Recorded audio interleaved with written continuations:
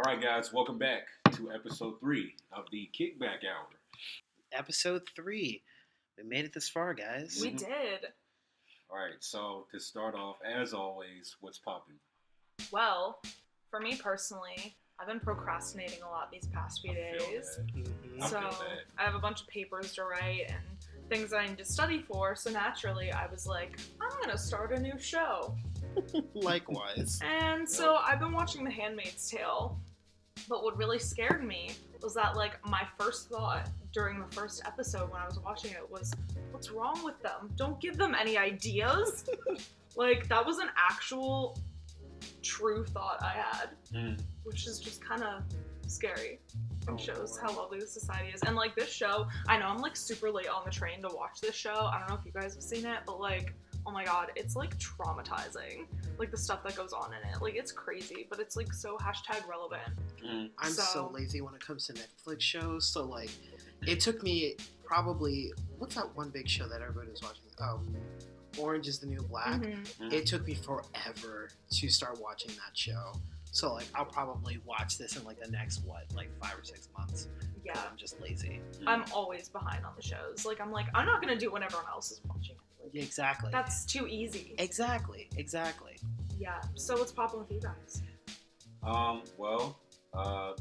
I have to compartmentalize everything I have to do for, like, the next month or so. Because, like, from here on out, it's, like, hyperdrive, like, right up to graduation. Because, like, you got film 2 and 3s popping up. So, like, I said yes to one film set.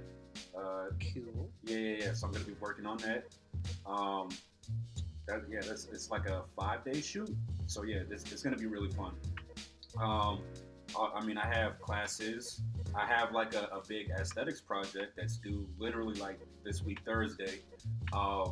It's a bit of a big undertaking, but I did like chunks of it during spring break. So this week it's just me just typing out the paper and me printing out what I need to print out, the screen caps and everything. So, and then on top of that, applying for internships. Just I have to work out like living situations and everything. I do want to try and I don't want to move away after I graduate just yet. I still want to be in the area, but I still want to build my resume and hit up as many job opportunities as I possibly can, while still helping out with film sets and just generally hanging out with you guys. So it's just me trying to, I guess, plan out the second half of this year in a short amount of time, if that makes sense. That's scary. Yeah, it is scary, but you know what? You do what you gotta do. That's life, Yep, you just gotta keep going, keep it spicy. Yes. Yeah, keep it Definitely spicy. keep it spicy. Yeah. What about you guys now? So like every college student, April is the busiest month of the year. Yeah. So for me, it's just a lot of preparing for senior exhibition and these photo projects, and it's just, I don't know, it's just a lot of grind time. Mm-hmm. Grind time, prime time. What's that one video with the girl? And she's it's the video, she's holding up the camera, you see half of her face, but she got them long ass nails, and she's like, "You are great. You are the motherfucking best." And then she's all oh man, I think I'm about to give up. Bitch, you ain't finna give nothing up.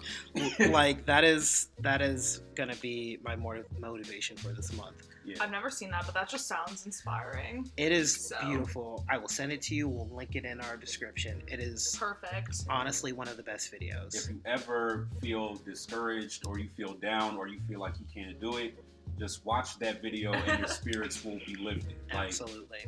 That or Shia LaBeouf. Just do it. Yeah. Actually, that makes me feel more afraid, I think. So it is. Do it! Yeah. It's very intense. No, this is shaking you, but in the most positive kind of way. Oh, that's what I need. Yeah, exactly. Tough love. Mm-hmm. Guys, remember when Shia LaBeouf was legitimately wholesome, but now he's sort of weird and kind of scary? I read in something that he is really into like method acting and like pulled out a tooth for a role. Yeah. Like he just did that. Yeah. Like as if that's a thing that people do. Like that's absolutely horrifying to me. Oh my god. Yeah. Like he fell off the wagon. I think it was like after the third Transformers, and then like he just got weirder and weirder and weirder. Like I saw like this one video where he's just in the middle of nowhere. I think he was at like some music festival or whatever, and then like he had like a rat tail and everything, and like he was just like rapping with these college kids, and like he was just like spitting this verse. I didn't know Shia could rap. What? So apparently Shia can rap, but then get this. I found out that verse wasn't actually his. That was actually he was reciting another verse from like some like obscure underground rap song. Of course. So like this man is a living performance art piece. I swear to God. Sign 1 that you need to intervene. Yeah. A rat tail. Yep. Sign 2 that you need to intervene. White guy rapping. White guy rapping someone else's song. Yeah. Oh my god. But anyways. All it right. might be shocking, but our topic today is not actually Shia LaBeouf. Yeah. Yeah. So with that said, let's kick back and talk about artist block and writer's block. So, mm-hmm. Who wants to go first? I guess I can go first. Yeah, you go first because I'm having artist block. You know, but yeah, artist block it's an interesting hurdle to overcome when you're a creative of any kind. It's interesting because like we all deal with it in like different ways, and it's really just you know taking some oil and just like greasing the gears a little bit to get them turning. Mm-hmm. With me, it is it's more so It comes in like blocks. So like I'll think about a project or I'll think about the current task at hand, and then like for the life of me I can't think about what to put down or what to conceive or create.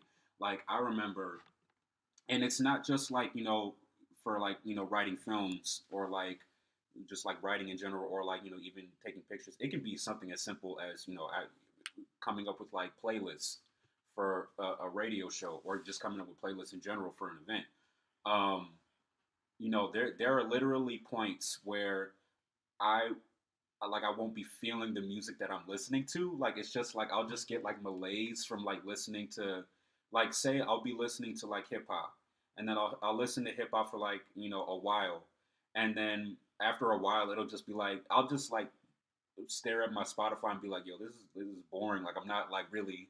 I need a switch up. I get that way all the time. Yeah, like I need a switch up. So I'll through like phases. Yeah, so like I'll like go into like an indie rock rabbit hole, and like I'll hit up Charlotte for like some suggestions. Hey.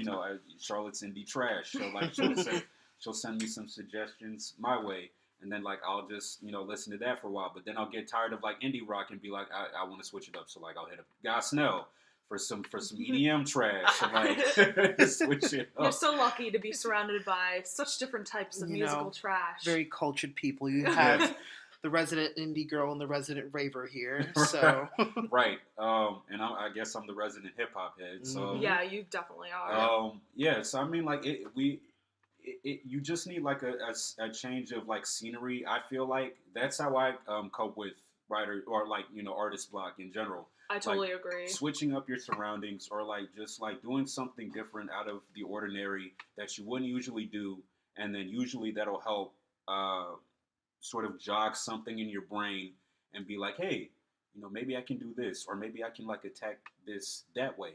You know what I'm saying? So, and I other ways to combat creative blocks. I'll like go out for like walks, especially when it's like really nice outside. I'll just like throw on my headphones and just like walk for a while, like throw on a playlist and just see if anything. Because like when I listen to music, like I'm a very visual person, so like I'm one of those people where like you'll like picture a music video, or you'll picture yourself in a music video as like the music is playing. Yeah. Definitely. So like you'll like conceptualize like a music video to a current song that you're listening to. So like I'm a very visual person, so it's like I'll think about, whatever, like whether it be, the recent movie that I just watched, or like, or even just like a situation where it would fit the current song that I'm playing, and then that'll usually like jog something in my brain to put down on paper. That's another thing. If you ever have any type of creative block, it helps to sort of just vomit on paper, just like get it down on paper, or like on just get it down on something tangible. So you'll have it for later to revisit. And usually, if you just go through the motions, it'll help you out big time. So yeah. There's a really good quote. I forget who said it and exactly how it goes, but it's like something along the lines of creativity isn't something you can like run out of. Like it's something you have to practice. Mm-hmm. And I like definitely agree with that. Like even though sometimes you really do need a break, like if you've been writing or working on something for a long time. But I think what you said about a change of scenery is the best advice, a change of pace. Like for me, it's just a matter of getting out of my house half the time. Like, I mean, sometimes I can work in my apartment, but other times it's like I just get trapped in like my routines, because most of the time I'm so busy that when I come home, it's just to like sleep and chill out. So I kind of associate relaxing with my home. So for me, I've just been trying to get out more and like walk around in the city and go to cafes and do work there, and that definitely helps me a lot, like just to be in a different place. Yeah, I'm right there with you, and like kind of what Namdi was saying, like just putting stuff down on like paper, putting it down on that tangible object is a really good idea, because sometimes you're just having that artist block because you haven't been doing your craft for a long time, or at least that's the case with me. So like, especially when it comes to illustration, there's this cool thing you called how do I say it? Automatism drawing. Yeah, there we go. So it's a style. Sounds like an infection. It's very interesting. So it's automatic drawing, and similar to like word vomit on paper, you literally just take like your pencil or marker or whatever you're using and just like make marks on that sheet, and like sometimes it'll create a work of art, sometimes it won't, sometimes it'll like inspire things, but like usually it'll get those like creative juices flowing, and it's like a really good method of like trying to get over that hurdle of artist block. And change of scenery, like the other two said, is like an amazing idea, because I know that like I get trapped in doing the same thing a lot, especially when it comes to my photography, because I get comfortable with a certain style because like it works for me and it works for my audience, but sometimes you're like, hey, what if I reach out to this audience instead? Maybe I'll discover something about myself that I didn't normally practice. Or like, I know one thing that I'm working on right now is using more warm tones in my work, because 99.9% of my work is either in blue, green, or purple. Like, that's so true. Yeah. If you see my work, it's almost always in those tones, and like, it's because I'm comfortable with that and I'm comfortable with working with those colors. But now I'm trying to like venture into using like red and orange and those kind of things. So it's just like, just a matter of like switching things up. Yeah, I definitely get stuck with that. Like, I write about the same subjects a lot. I mean, and I know to some degree, like they say, write about the thing that you keep coming back to. But at the same time, you do need to push yourself sometimes, or Absolutely. I'm going to end up having 20 different writing pieces about all the same thing, which no one wants to see, especially me.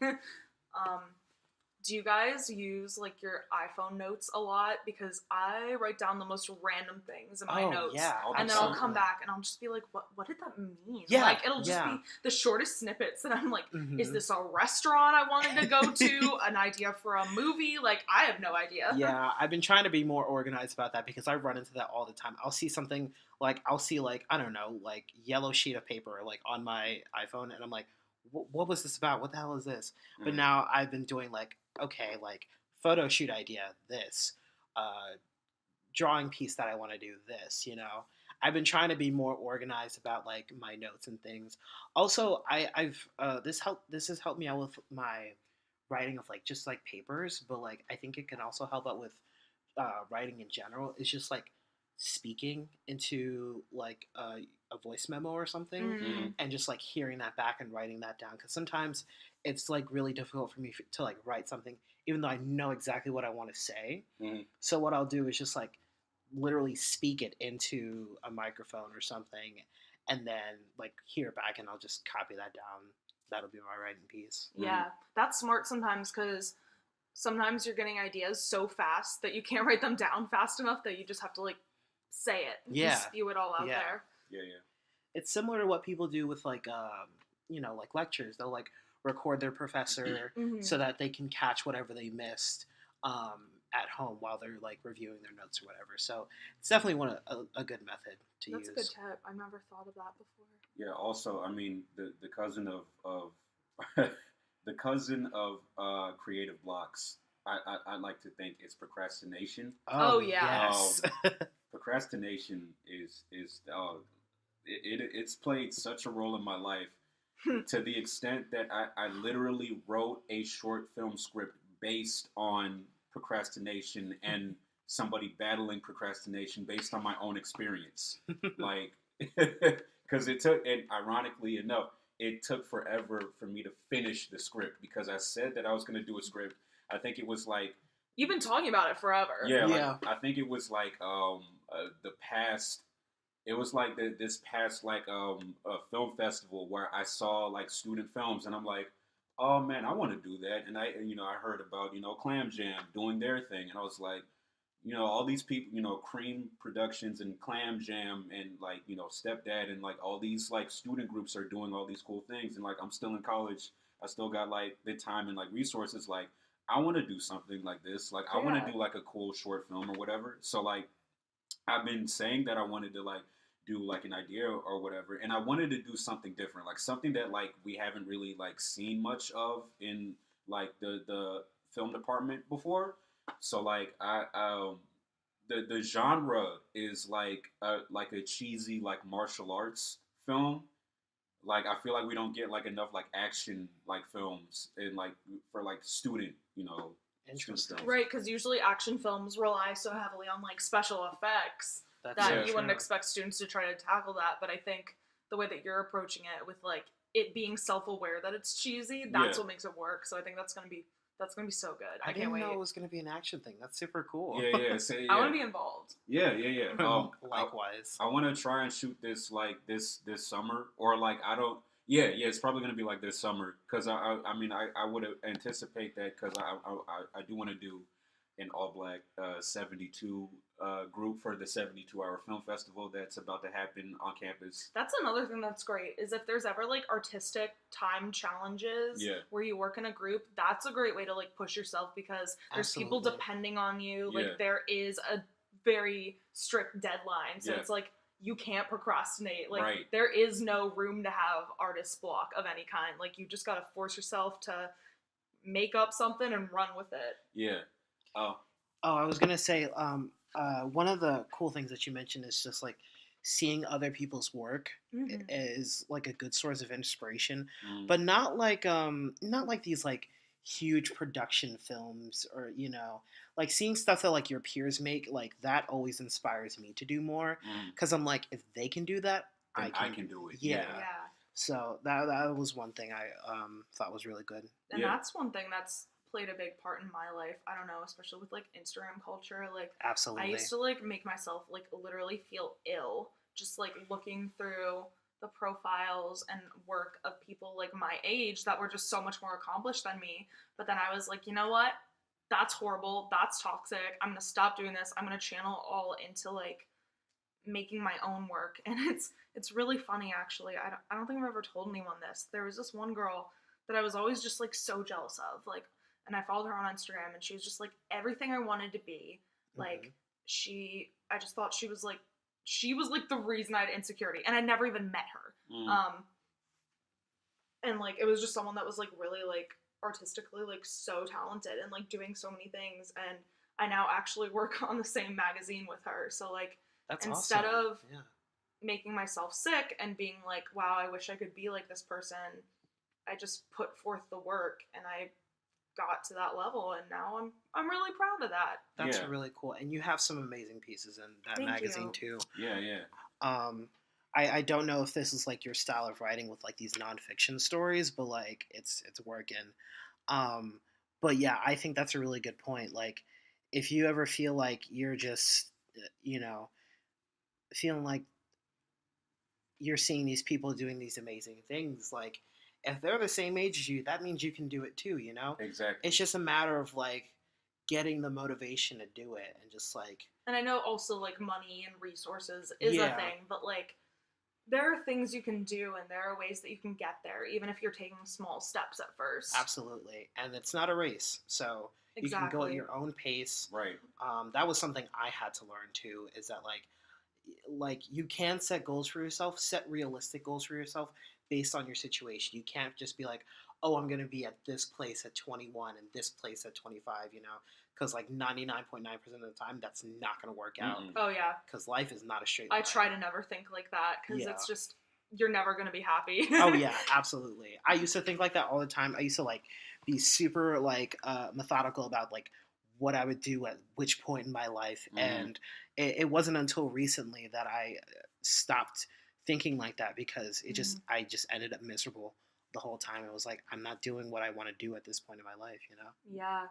Man, Nigerian culture is just so...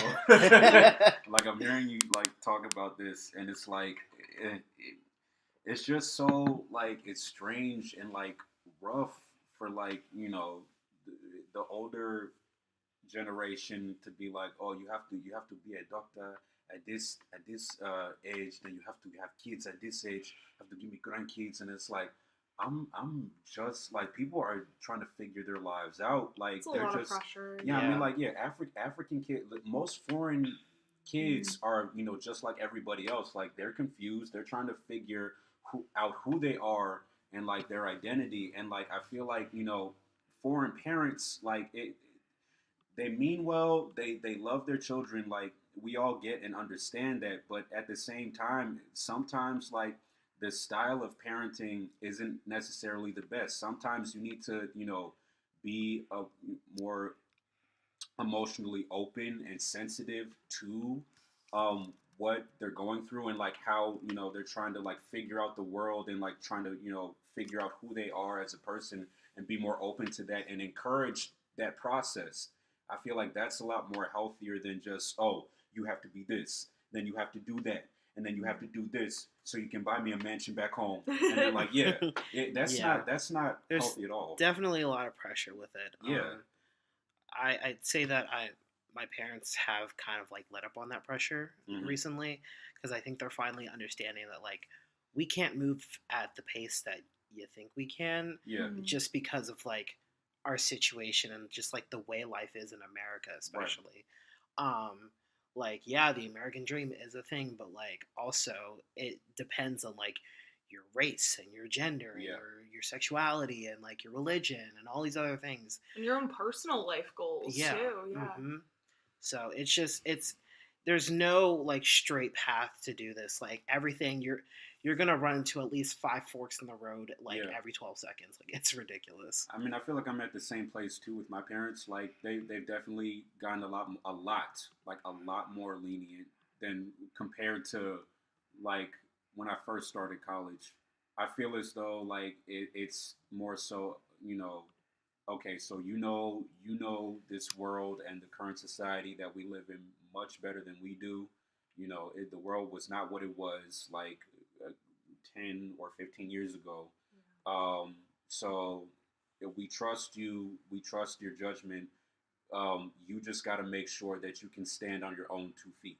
And that's what I've been trying to do for myself, is make sure that I'm independent enough to stand on my own 2 feet, so that I can just go from there and, carve out whatever path is ahead of me. And, I feel like that's sort of the best way to, tackle, it's not even in the case of a parent, offspring relationship. It's more so, just like if you have friends and like they're, be, first and foremost, be there for your friends. Like if they're, especially if you have artistic friends, friends in the arts and like their friends that are creatives, always, be open to encourage them, help them out whenever, and especially support them whenever part them. Local artists. Yeah. Support local artists. Do not ask for freebies from your friends. Like Listen, we're just gonna come back to this every episode. Yeah, we are. Yeah. Like, yes, your friend is a SoundCloud rapper. Listen to their stuff because they're working hard on it. Exactly. Like, yes, like read your writer friend's stuff. Like, look at your photographer friend's stuff. Like, book them on shoots. Mm-hmm. Do the best you can with them because like they are just trying to get by, and so are you. And right. like we should be up here. We should be here to uplift each other. There should be no reason we're trying to like take each other down. Like right. I know it's collaborate. Exactly. Collaboration over competition. Yes. That is my favorite motto, and like your friends are the best people to collaborate with. Like right. I know Absolutely. We've talked about this before, Gosnell. Yeah. Like, and I think we have 2 nominees. Yeah. Just like I'm sorry.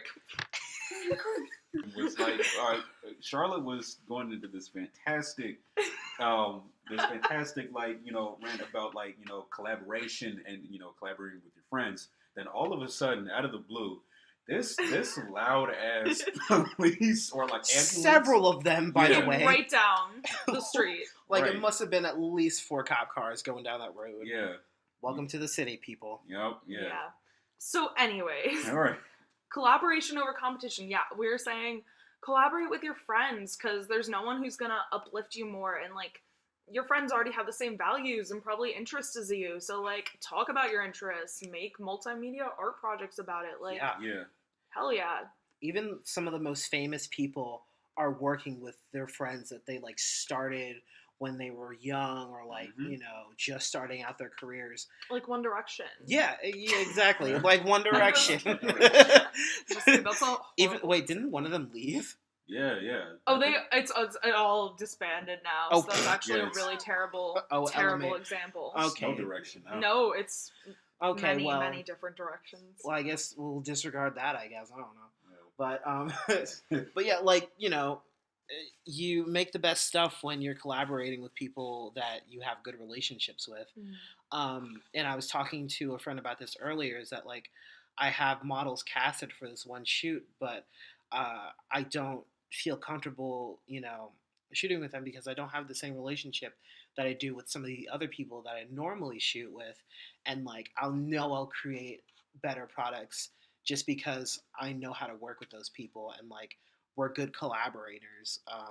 Although it's always good to like step out of your comfort zone. Like there is like a level of like caution that I want to take with my work sometimes. But that's interesting. I know like both of us have modeled for you on your sets, and like your photography sets are always so comfortable and like calm, and like I feel like we all get the idea, and not only that, but we're like inspired by it, and we love the message, so that always makes it easy. I love like well, first of all, I love that people can be comfortable and confident like when I'm shooting with them, and also that we're on the same page with like the end goal, and that should be the case for like anybody you collaborate with, no matter what the medium. Know that you guys have like similar visions and you want to create the best work possible.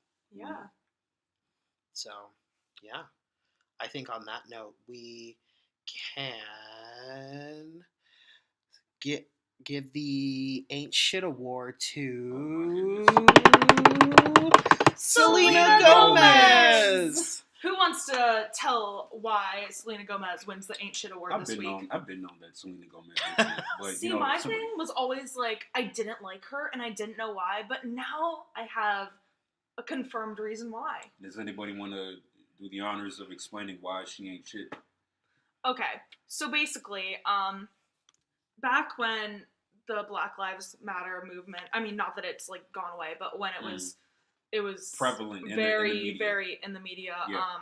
When I think it was closer to like when Mike Brown had died. Like Freddie Gray. This was in 2016. There are receipts. Selena Gomez was tweeting about Taylor Swift drama, and she was like, "There are more important things to talk about. Why can't people use their voice for something that fucking matters?" unquote. Mm-hmm. And so some guy quote tweeted it and was like, good question. Why haven't you or Taylor not said a thing about hashtag Black Lives Matter or police brutality? To which she responded, oh, LOL, so that means if I hashtag something I save lives? No. I could give 2 fucks about sides. You don't know what I do. I don't really know what that means, but it was harsh. It was harsh. Mm-hmm. But recently, after, saying that hashtags mean nothing, she posted a picture on Instagram for the March for Our Lives, which is awesome that everyone's supporting that. I don't want to pin these issues against each other. Some people have kind of been doing that, and I don't want to be that cheesy person, and especially that white person that's like, everyone come together. Like, no, these are all like issues, but we have to all focus on intersectionality. Yeah, and that's the key word. Right now, we all need to march for this specific thing, But, anyways, what I'm saying is I'm not trying to pit anything against her because of that, but she posted on Instagram and her caption was like, hashtag March for Our Lives, hashtag more than a hashtag.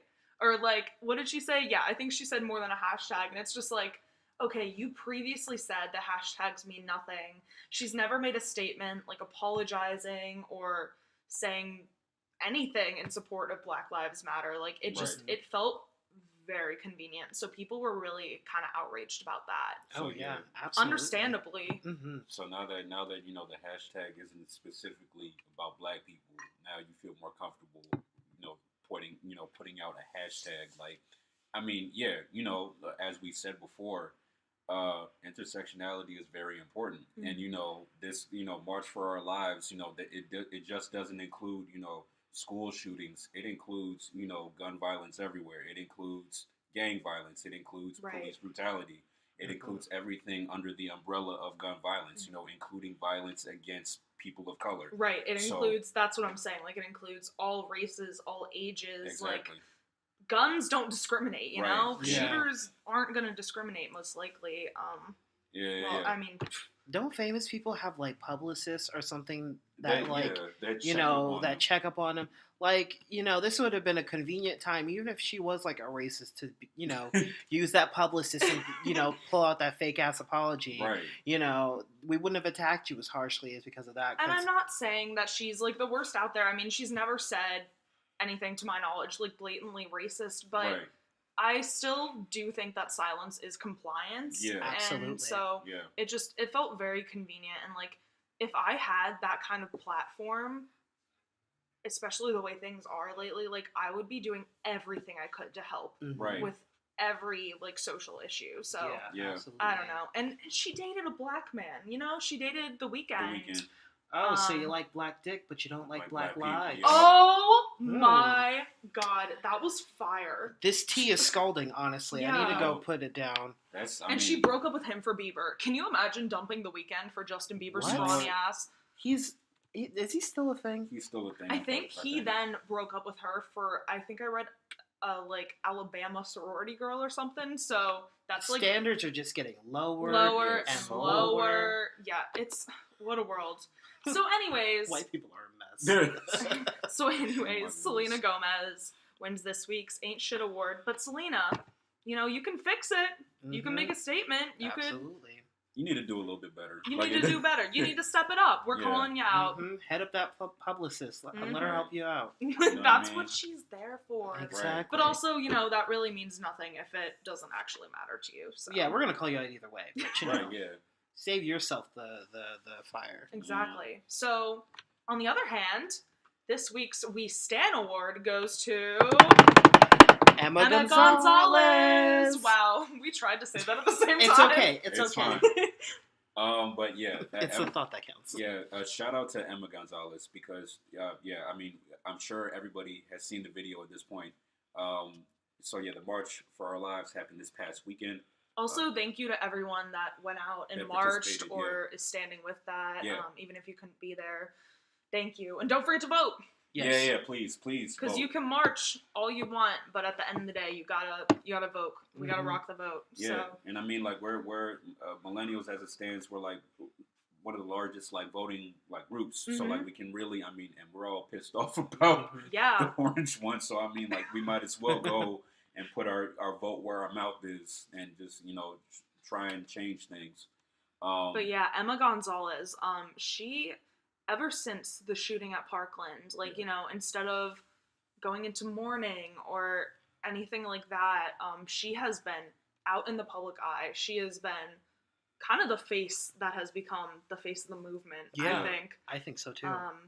Because there's been so many incredible speeches she's given, and this girl is in high school, and she is being, attacked by lawmakers, like adults, and like they are coming for her, like online and just like day and night. Like I don't know how she does it, but she is so strong and so resilient, and they're doing good things. I'm so inspired by these kids.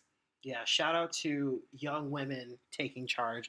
You notice that like women are always the ones on the forefront of these movements, because like backtracking to the Black Lives Matter movement, that was started by 3 queer women. Yep. Yeah. And I think a lot of people forget that, but like I actually didn't even know that. Yeah. So because they don't tell you that, they don't want you to. They don't want you to know. But shout out to women for being on that front line and always being the first to speak up about these issues. I apologize on behalf of all the trash ass men that there's not much to lose when you're already oppressed. Exactly. I just made that up. That was beautiful. Thank you. But shout out to you guys, because like you guys are really the reason that these movements are even happening, and like taking charge and like all that good stuff. Like so, shout out to you. Keep doing your best. I stand right behind you. Yeah. The same for everybody around this table. Same. But yeah, going back to Emma Gonzalez, like I remember sitting down and watching her speech. And like it was a beautiful start to the speech, and then she was silent for exactly like I think it was like 6 minutes and how many seconds? I feel like I read it was like 40. 6 minutes, like 30, 40 seconds. Yeah. You can fact check us on that if you want. Yeah. But she literally held that moment of silence for the amount of time that the shooter was active and the shooter was getting away, and people were, law enforcement came in for survivors and injured and everything. So that was a powerful moment. The fact that she stood there, maintaining that symbolic silence, tears in her eyes. That was a very powerful image, and I feel that that was a fire needed to sort of further this fight to get tangible legislation in place, because here's the thing, the NRA and the NRA supporters and everything, and gun owners, the thing about it is that I don't think that anybody in this movement is saying oh, y'all don't get to have guns anymore, we're taking your guns away or anything. Like if you are if you are using it for perfectly legal purposes, such as like for sport, or for if you're in law enforcement or anything, and you are just and you go through the legal channels to obtain these, then that's fine. We're just trying to make sure that these weapons weapons invented to kill aren't so easily attainable by people who would want to use them for evil. Right, like it's not. People get so upset, and it's like if you just go through the process, you would still be able to have a gun. Like no one's trying to say get rid of all guns. Like my God, at least just have some like laws to actually get one. The thing about it is that people are more worried about like what they have in their possessions over lives being lost. Like lives are being lost. Like this is a problem. Like we need to change things. Like the fact that you have other foreign countries leading in, education and health and wellness, but we're leading in mass shootings. Like the U.S. is famous for being the one place on earth where we lead in mass shootings. Like, that's a problem. Not only is it a tragedy, but it's like an international embarrassment. Yeah, honestly, to like, be this behind. Like, people think we're stupid. They think we're crazy hillbillies, you know, shooting everyone. Right. And Yeah. honestly, are we? I don't know. Honestly, it's pretty possible Yeah. because the shootings are going up and the education system is going down. Right, yeah. So it's very much possible. We're proving the point. So, and that's the tea on that. right, yeah. So, I mean, this whole movement is, you know, and it's the same principle as, you know, when people say Black Lives Matter, we don't mean, oh, black supremacy, Black lives only, y'all, the rest of y'all don't matter. We're not saying that. We're just saying, you know, the system at large does not consider or, you know, recognize that we are being unfairly gunned down by paid civil servants, and we want it to stop. We're literally saying, hey, please don't kill us for no reason. That's all we're saying. Right. That's literally all we're saying. We're not Who saying... knew such a simple statement would cause this much hassle to even, for one, be heard, and two, you know, for something to be done about it. Yeah. That's what blows my mind, honestly, is like, I'll like even say or think things that I'm like, I wouldn't think this would be controversial, and people will get upset. Like, I've been like attacked on Facebook before for things that I never thought would like upset people, like little things like, you know, value human lives over guns. Like, that just makes sense to me. It's like saying value your friend over some food. Like, you know, it's an object versus a life. Like, I just I don't understand why that's controversial. You know, people, I feel like in recent years, like, now that like oppression is like more visible and it's like the norm or whatever, and kind of accepted. Like, people are really showing like their true like sort of color. It's this thing I like to call like benevolent racism or benevolent like bigotry, where like you may not be like, oh, you know, burning crosses, or like, you know, I'm gonna say the N-word with a hard R. Like, you may not be like that type of like racist or like, you know, bigoted, but like it's just subtle things like, you know, saying all lives matter as a response to Black Lives Matter, or saying, you know, arguing gun laws, you know, arguing the fact that, oh, you know, people are going to take our guns over the fact that, oh my God, people are dying at an alarming rate because of gun violence. We should children are dying. Exactly. Like, we should do something about this. It's stuff like that. And, you know, I just wish that people would do less to, you know, argue semantics and, you know, etiquette online. People want to argue so bad. Everyone wants to argue so bad when it doesn't, it's not necessary, and it's not a good use of energy. Right. Where it's like, let's, you know, make a difference and stop arguing about these stupid things. Like, but before you like argue and before you know, you come with this, you know, trendy nihilistic alt-right comment, think about your friends. Think about, you know, because I'm sure like most of you listening, you know, if you are listening, like, you know, you have friends that are marginalized, that are minorities, and, you know, you claim that you care about them, and you claim that you would protect them, and you claim that you wouldn't let anything happen to them. But then you're radio silent. Exactly. When it matters. You know? Yeah. And that's kind of been the thing that has been most upsetting to me, I think. That's been like really recently with all the things going down, like, you know, seeing people I'm sure that you're friends with, you know, not stand up and say anything when Black Lives Matter happened. And like, for me, like, when we're having the Women's March and like all the Me Too movement and stuff. And then, like, you know, people saying, oh, what if they're lying? Or, oh, you're going to ruin so-and-so's career.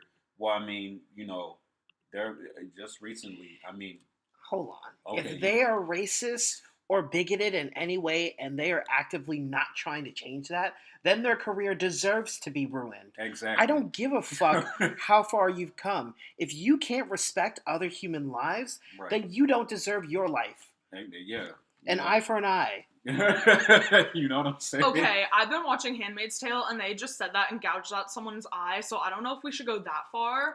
But no, But no, I feel you, and it's just like, just like step up, do what's right, even if it doesn't affect you. Right. And as I've mentioned, I direct vagina monologues, and there's this one quote from our spotlight monologue this year that just like keeps coming back to me, like it's been haunting me, like in my dreams, like, and the line was it was something about good men. Where the hell are you? Yeah, the nice guys, the passivity of nice guys, like it's not gonna cut it anymore. It talks about you're our brothers and fathers and sons, and like, why aren't you standing with us? And that's continued to haunt me because it said like this could be over. This could be changed tomorrow. Oh yeah, if more people like absolutely. And that applies to, you know, not just women's issues, but this movement and like race issues. Because I mean, I've been saying that like change isn't going to happen unless the majority, i.e., straight, white, male, Christian men step in to assist. Right. Because they have the majority of the power. It's going to take the majority to help out the marginalized and the minorities to bring about change. So, anyways, shout out to Emma Gonzalez. Shout out to Emma Gonzalez. We got on a political tangent there. we do that. It's what we do here. Three liberals, you know. We're just emotional. Yeah. We're just emotional at the state of the world. So before y'all leave, we don't forget to follow us on our social media, Instagram and Twitter at the Kickback Hour. Email us at kickbackhour@gmail.com. Just kickbackhour@gmail.com because someone else has that email. Yeah. Apparently, the Kickback Hour was taken. So kickbackhour@gmail.com. Yep. Send us any thoughts you might have, comments, questions, fun stories, yada yada, all that jazz. And don't forget to check in with Namdi. He's doing his radio show every Thursday. And can you tell him how to find it? Okay, so I do a radio show on XTSR, the local radio station for Towson University.